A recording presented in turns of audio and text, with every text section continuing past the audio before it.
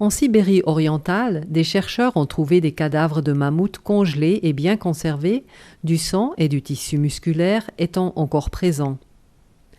À partir de ces tissus, les scientifiques sont parvenus à isoler des fragments de matériel héréditaire, c'est-à-dire d'ADN. Les méthodes de biologie synthétique devraient permettre de compléter cet ADN avec de l'ADN provenant d'un éléphant, proche parent du mammouth.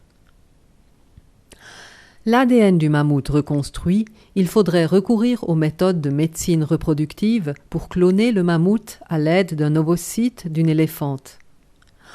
On prélèverait une cellule souche chez une femelle d'éléphant, on en éliminerait le noyau et on remplacerait l'ADN de l'éléphante par l'ADN reconstruit du mammouth.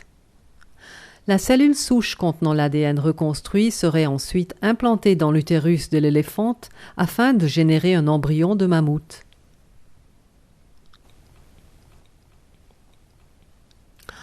Dans le meilleur des cas, l'éléphante pourrait donner naissance à un bébé mammouth. Cependant, ce petit mammouth ne serait pas un vrai clone du mammouth original, car il porterait inévitablement certains traits de l'éléphant dont l'ADN aurait complété le sien. Par ailleurs, le développement embryonnaire est fortement influencé par la mère. Beaucoup de problèmes, et parmi ceux-ci des problèmes éthiques, restent à résoudre. Par exemple, la disparition du mammouth étant peut-être liée à l'évolution de son environnement, on peut douter qu'une espèce reconstruite puisse survivre dans un environnement qui, depuis sa disparition, a encore changé considérablement.